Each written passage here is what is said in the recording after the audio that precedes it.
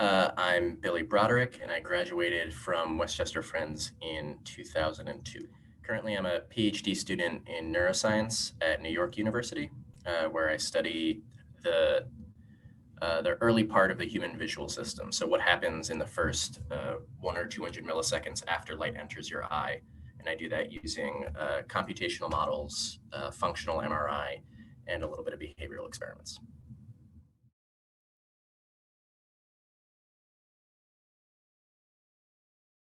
It's I've been thinking about this over the past several days, and it's hard to, I think, to enunciate exactly what it is because it's affected, I think, most of my life and how I view the world.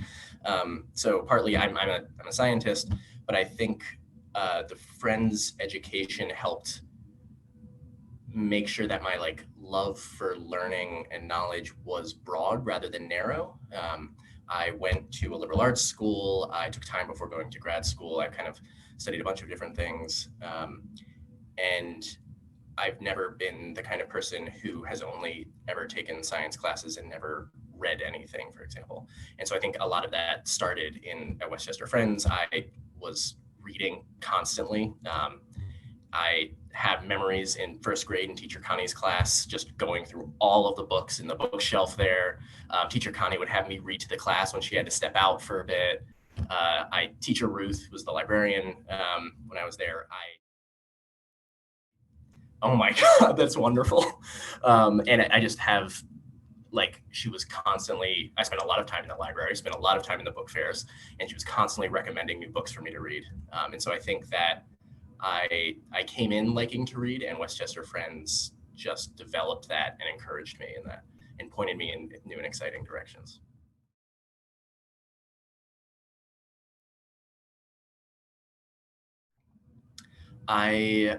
So in fifth grade, my last year, it was the first year that teacher Matt was head of school. And I think it was through the auction my parents bid on that my brother and I got to be head for the day, which I think was the first year they did that. And so I have this memory of the two of us, Bobby, he was in first grade at that point, and I sitting in teacher Matt's office with me on the desk and Bobby splayed out on the couch. And I just remember having that was the last year because of our age difference that Bobby and I were in the same school together, and it was a fun time. I don't remember us doing, as a fifth grader, I don't remember exactly what we did so much as being very impressed by being in the office and getting to, feel like an adult in all of that. It was very fun. In a less fun memory, but also I think an important one. I was at Westchester Friends during 9/11, and I remember coming back. We were out of the classroom. We must have been at science class or something. We came back into Teacher Jerry's room as she was, I think, watching the news. And I remember we had a special meeting for worship later that day, and we talked about it as a school.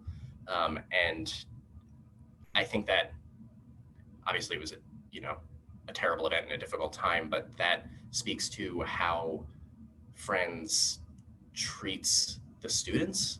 We're students, and so what we were told was at an appropriate level, but we were taken seriously as individuals. We were treated with respect and rose to the occasion.